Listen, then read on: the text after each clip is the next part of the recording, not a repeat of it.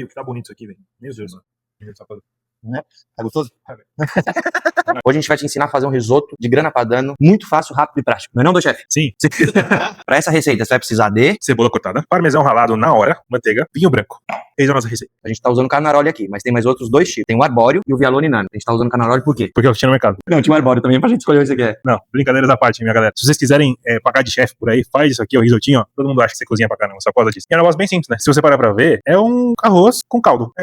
A ciência é essa, a lógica é essa. Mas o que ele não falou assim, ó, particularmente eu prefiro cozinhar muito mais. Ele falou de vianone nano, que é um negócio bem difícil de achar. A galera geralmente cozinha com o arbóreo. E eu prefiro o canaroli. Por que o canaroli? Nós dois, eu também prefiro o canaroli. Porque o canaroli é mais gordinho. O arroz é como se ele fosse uma camada de cebola. Imagina que cada camada dessa aqui de cebola é uma camada de amido. É essa hora que o Edson paga um pau porque ele acha que eu tô zoando, mas eu vou ensinar. Presta atenção, galera. Qual é a graça? É que, como ele é gordinho, existem essas camadas em volta, esse arroz ele não quebra. Como ele não quebra, ele fica soltando essas camadas de amido. Nessa hora que você agita o arroz ali que você mexe, essa camada de amido ela vai engrossando o caldo. E isso deixa um arroz extremamente cremoso quando você sabe fazer. Experimenta fazer isso daqui com arroz agulhinha ou com arroz tipo 1. Vai quebrar. E como ele vai quebrar, fica um arroz feio, não solta o amido. Então essa é a diferença. Ou o canaroli com o arbóreo, o canaroli ele é mais gordinho. Então ele resiste mais, ele tem mais grão, ele fica com a gente chama de al dente. Já o arbóreo ele é menos resistente, então ele quebra um pouco mais. Jamais, na minha opinião, use o que é uma caixa de risoto escrito arroz para o risoto. Jamais use isso. Porque ele não tá escrito se é canaroli, se é arbóreo, não tá escrito nada, só tá escrito arroz para risoto. Isso aí é só porque a galera, eu ia falar a marca, né? Mas é só a marca que tá tentando te vender e a gente não tem um arroz muito bom lá. Se você conseguir, canaroli. Precisa ser italiano? Precisa, né?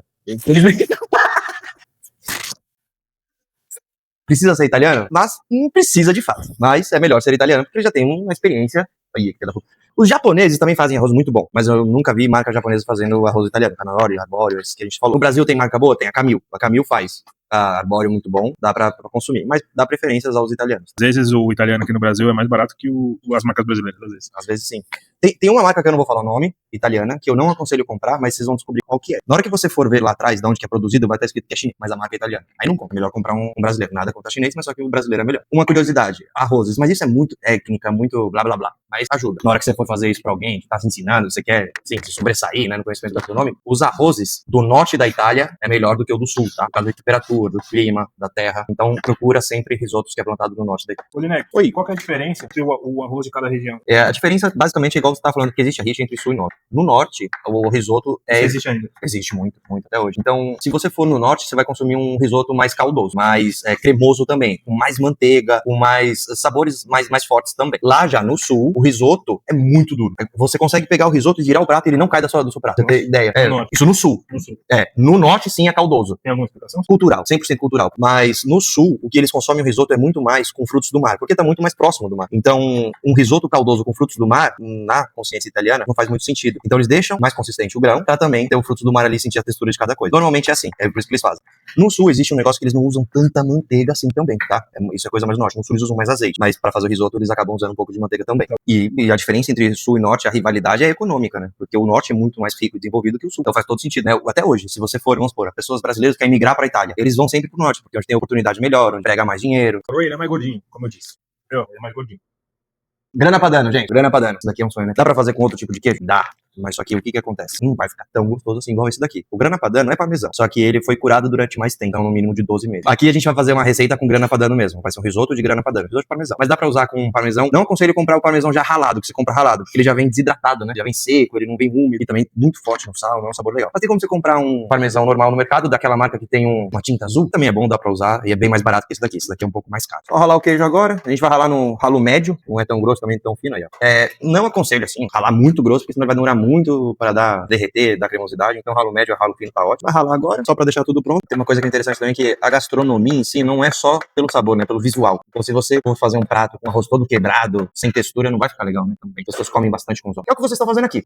Ele tirou essa casca mais grossa. Tem muita gente que erra nessa parte também. Porque se você ralar essa parte grossa, além dela não derreter direito, ela tem um gosto muito diferente. Então ele é bom pra fazer risoto, fazer molho. Quando o queijo entra, ele não dissolve de uma vez, ele não queima de uma vez, ele vai soltando sabor, aos poucos você vai derretendo e vai incorporando. Muito bom. E tem uma parte que você falou do sabor, porque imagina assim, a gente já tá fazendo um risoto de queijo. Imagina a gente pôr um naco de queijo grandão também. Vai roubar muito o sabor, já tem bastante queijo. Então, um ralado mais fino é mais delicado e faz mais sentido com esse prato. Bom, senhoras e senhores, começaremos o risoto. Então, o que a gente tem que fazer pra fazer um risoto gostosinho? A gente tem um caldo aqui do lado. A gente ainda não tem um vídeo de caldos no canal, mas vamos fazer um vídeo só de caldos, porque o caldo é importante, porque o caldo ele é a base do que vai acontecer. Então, imagina, tu está viajando. Então, beleza, faz um risoto só com Coca-Cola pra você ver.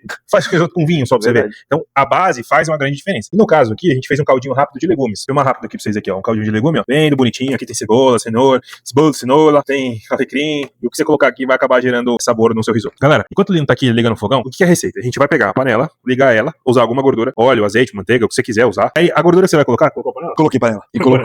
Põe panela. E agora eu vou pôr um pouquinho de manteiga. Tira a panela, põe panela. Porque eu gosto de usar os dois. Porque cada um tem um ponto, né? Queimar diferente do outro. Eu sempre põe um pouco de manteiga e um pouco de azeite junto. Você vai ligar a panela, colocar alguma gordura, você vai colocar essa cebola aqui, ó, e vai suar a cebola, que a gente chama, a cebola é translúcida. Então, você não pode colocar um fogo muito alto, senão a cebola começa a queimar. Se a cebola começa a queimar, ela vai aparecer no risoto, que ele é clarinho, que é um risoto de queijo. E se ela queimar, pode ser que ela traga sabor. Ou seja, se ela também queimar ou ficar previamente caramelizada, ela também vai tingir o risoto. Então, você tem que deixar ela translúcida. A moral da história é um fogo médio, baixo, e você vai mexer na cebolinha ali pra ficar ela transparente e translúcida, beleza? Depois que suar a cebola, você vai entrar com o arroz, que no nosso caso você já sabe que é o carne agora. Assim que você colocar o arroz, você vai, que a gente chama de fritar um pouco o arroz. Então você vai deixar ele pegar um pouquinho, vai fazer um chiadinho de como se ele estivesse fritando ali o arroz. Assim que o arroz atingir isso, você vai entrar com vinho branco. Aí você vai colocar esse vinho branco aqui na panela, porque você vai juntar os sabores de tudo. E esse vinho branco, ele vai dar um aroma mais gostoso, ele vai dar um sabor mais gostoso, e pode ficar em paz que o álcool ele vai embora. Então você não vai ficar alcoolizado por colocar um pouco de vinho no seu risoto.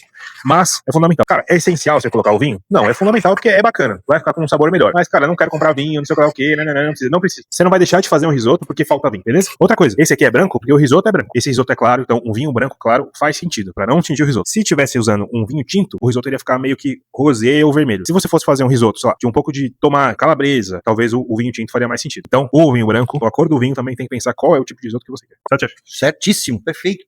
Outra questão é, isso daqui muita gente erra, mas isso aqui é pura ciência e lógica. Quanto antes o ingrediente entrar dentro do risoto, mais sabor ele vai soltar. E isso pode ser bom ou pode ser ruim. Então, por exemplo, um risoto de limão. Pode ser limão Tahiti, limão siciliano. Se você coloca o limão siciliano no começo, existe uma grande chance dele amargar o risoto. Mas se você coloca o limão siciliano no final, tem chance de não amargar. Mas tem chance também de não ficar com um sabor que você gostaria intenso de limão. Mas você vai precisar de um pouco mais de limão. São várias técnicas, assim. Uma coisa que eu gosto muito do risoto é que ele é muito dinâmico, é muito coringa. Então você serve pra qualquer coisa. Então, por exemplo, a gente tá falando do risoto de parmesão, poderia ser um risoto de linguiça, como eu disse, poderia ser um risoto de churrasco. Aqui agora, o Lenin tá colocando, tá vendo como a cebola tá translúcida, bonitinha? Agora ele vai colocar o arroz. Ó, ele tá mexendo no arroz. E aí é o que eu disse, né? Como falar de fritar o arroz. Agora entra o vinho, galera. Esse risoto aqui, a hora que esse vinho estiver secando, a gente começa a entrar com aquela água, que é o caldo que fizemos de legumes. Beleza? Já a gente volta a gravar de novo. Galerinha desse canal, agora ele vai colocar o caldo aqui. Ele vai colocar o caldo e vai começar, de fato, o cozimento do risoto. Porque até agora, o que a gente fez, de uma certa forma, foi pra preparar o arroz, pra começar a cozinhar e ter sabor. Onde ele vai deixar de ser duro mesmo e começar a ficar cozido, é com essa água aqui, com esse caldo. O que é a questão do risoto? É que você pegar e colocar água como o brasileiro faz, que é um arroz normal, não vai adiantar. Porque a quantidade de água depende de algumas influências. Depende da marca do seu arroz, depende da temperatura da água que você tá usando, e detalhe, essa água tem que ser quente, porque se ela for fria, ela começa a parar de cozinhar o arroz. Não sabia, né, produção? Pois é, a cara dele de que não tá entendendo nada. E aí, se você colocar a água de uma vez, a água vai ficar muito longe do arroz, não vai secar e não vai dar tempo de ativar o amido do arroz, que é o que eu expliquei no começo do vídeo. Lembra que isso daqui são várias camadinhas? Se você só fica cozinhando, não vai chegar na camada de baixo, porque quanto mais você acaba batendo ali no risoto, solta-se camadas de amido e aí vai deixando aquele arroz mais cremoso, mesmo que ele não esteja pronto. Você vai acompanhar aqui no vídeo aqui, que você vai entender em breve. Se você tá duvidando, eu lembrei de um dado bem que eu faço questão de esfregar na cara das pessoas. A gente trabalhou numa casa de risoto, eu e esse jovem rapaz maravilhoso aqui, um antigo chefe nosso, inclusive, Márcio, um beijo pra você. De muito sucesso. Trabalhando nessa casa de risoto, que na verdade era de arroz, era voltada pra arroz. Tinha mais de 17 ou 15 grãos, tipos de arroz. Tinha tipo de arroz que você nem imagina. Arroz bomba com arroz de pato, arroz negro, tinha tanta coisa massa, tinha tanta coisa. A gente aprendeu de que ali também, eu já tinha aprendido antes, o Lino já trabalhou em restaurantes muito famosos e muito grandes, mas ali a gente aprendeu também que um simples arroz pode ser uma alta gastronomia muito alta. E ali tinha muitas técnicas. Tinha espuma de batata, tinha ovo cozido, tinha sous vide. Cara, se você não sabe o que é, dá uma pesquisadinha, tipo umas coisas muito avançadas que hoje em dia o pessoal tá descobrindo. A gente tá falando que hoje, você vai falar, mas isso não é avançado. Cara, a gente tá falando de 2009, 2010. E hoje a gente tá, que ano que a gente tá? 2025, mexeu com sous vide lá em 2010, 2009. Hoje o pessoal acha que isso é uma grande gastronomia. De fato até é. Mas olha a diferença de tempo, saca? A gente nem aprendeu isso. Não. Isso que é legal ressaltar. Na faculdade a gente nem ouviu algumas técnicas que a gente aprendeu nesse restaurante. Exato. Então, a faculdade de gastronomia ela é boa? Se você perguntar se a gente aconselha, um dia a gente pode gravar um vídeo só sobre isso. Mas o fato é de que vai te dar experiência mesmo é a sua vontade e o lugar onde você vai trabalhar. Então, tanto eu quanto ele, a gente estagiava, e lá naquela época, lá em 2008, 2009, estagiar em restaurante, o pessoal não pagava nada. Não sei se é hoje, isso ainda é hoje em dia. O pessoal não pagava nada, a gente trabalhava de graça, a gente tinha que pagar pra trabalhar, porque a gente tinha que pagar nosso ônibus, nossa alimentação, então vocês imaginam como é que não era. E ali... É muito amor. Porra, a gente tava até falando agora com um amigo nosso chefe que veio aqui, que tá na área até hoje, o quanto o piso salarial da galera de cozinha é uma coisa, na nossa época era ridículo. Então, a gente ganhava coisa de 1.500 a 1.600, bizarro naquela época quando a gente ganhava, não era tão valorizado e requisitado como é hoje. Mas o fato é de que ali naquela época a gente já demonstrava muito amor e muita vontade. A gente tinha que cumprir um horário obrigatório de estágio de 6 horas por dia. Eu fazia 12 a 14. O Lino fazia mais ou menos isso também. Isso seja porque a gente gostava, seja porque era bacana, seja por amor, ou seja por bater mais rápido na carga horária, porque quanto mais rápido a gente batia, mais rápido a gente era contratado. A gente foi contratado por 1.500, 1.600 conto. E tá, hoje não é uma coisa tão relevante, porque tá tudo muito caro, Mas naquela época era razoável, a gente era feliz naquilo. E uma coisa que acontecia, eu não sei como é que tá hoje, mas naquela época todo mundo se fazia uma rotação nos restaurantes. Então o cara tá trabalhando por R$ 1.500 aqui. O vizinho fez uma oferta pra ele, cara, vem pra aqui pra trabalhar comigo, que eu vou te oferecer 1.650. O cara ia. E era uma técnica, era uma técnicas que a galera da cozinha usava pra aumentar o salário na carteira. Porque ele ia pingando de restaurante em restaurante, pingando. E aí ele ia tentando subir o salário dele. E eu fiz isso, ele fez isso, por aí vai. Cultura, né? Coloquei um pouquinho mais de caldo, porque aquele caldo inicial que a gente foi já tinha diluído um pouco, secado um pouco, evaporado. E a gente colocou mais um pouquinho. Porque o risoto, assim, igual ele falou, a gente não põe tudo de uma vez e só uma folga. Coisa bom ressaltar também, que o risoto não precisa ficar batendo igual um louco, igual o pessoal fica falando. Não é assim, ele é uma coisa. Se você bater muito, ele vai quebrar. Então não precisa ficar batendo. Mas sim, você precisa mexer ele constantemente. Uma coisa que é interessante. O Lino tem um estilo diferente de fazer risoto que o meu. Então, por exemplo, deixa eu filmar a panela dele aqui. É engraçado que a gente tem um estilo diferente durante o risoto, mas o processo final é muito parecido. Mas muito parecido. Às vezes a gente cozinha um pro outro, assim, tipo de risoto, e a gente come e pensa, tipo, cara, eu faria um desse. É muito massa, é muito legal isso. Outro dia eu liguei pra ele, eu ia fazer um risoto de limão auxiliar, porque eu sei que ele manja melhor fazer do que o limão auxiliar do que eu. Liguei pra ele, lembra? Bem. Falei, como que faz? E tal, como você faz? Ele explicou o processo, mudou pouquinho coisa. Ó, aqui um exemplo do que eu tava falando pra vocês. O Lino, ele deixa com mais caldo do que eu. Eu deixo um pouquinho menos. E aí, o porquê que cada um deixa? Porque é um jeito mais calmo de fazer esse dele aqui, porque ele tá mexendo de uma maneira, de um movimento, pode ver que tem uma certa delicadeza, é meio que dançando junto com a panela nesse sentido. O meu, quando eu vou fazendo, geralmente eu uso uma espátula de silicone, deixo ele mais seco. E eu vou cada vez colocando aos poucos, pra puxando cada vez mais o amido, pra deixar o risoto mais cremoso. Mas no final das contas, os dois conseguem deixar os dois risoto bom e cremoso. Então, galera, vamos entrar com o queijo aqui agora. Lembra que é o queijo ralado e tal. É um risoto só de queijo, né, de grana padano. Aham. Tá. O pessoal chama isso daqui mais de risoto de parmesão, né? Bem difícil a galera chamar de grana padano. Mas é muito queijo. Você pode colocar aos poucos e ir provando. E vai vendo se isso é do seu agrado. Quando você entra com o queijo, tem gente que fala assim, entra com o queijo primeiro e depois com a manteiga. Tem gente que fala, entra com a manteiga e depois com o queijo. Tem gente que faz, coloca o queijo e a manteiga e desliga a panela e tampa a panela. E deixa descansar.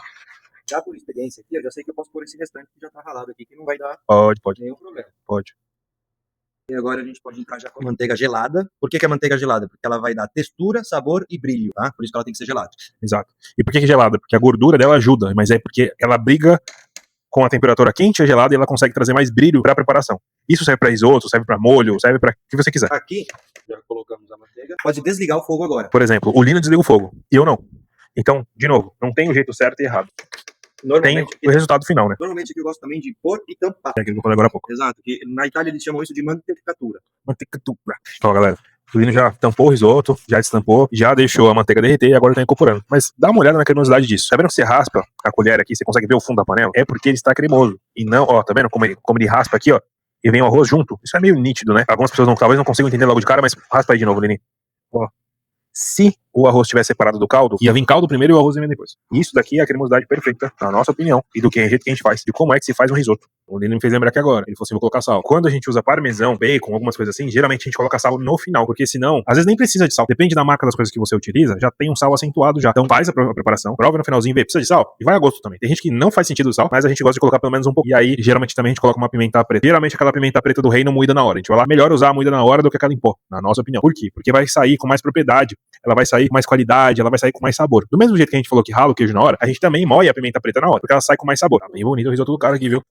Vamos pra tá. E aí, uma graça é que a gente acaba fazendo, a gente sempre coloca o risoto no meio aqui, Aí geralmente a gente dá umas batidinhas aqui, pra ele ficar uniforme. E aqui geralmente a gente coloca alguma carne, alguma proteína, um frango, alguma coisa, coloca um queijo ralado, coloca um molhinho, um azeite de ervas, por exemplo, fica bem bom, uma folhinha de manjericão que tá aqui do lado.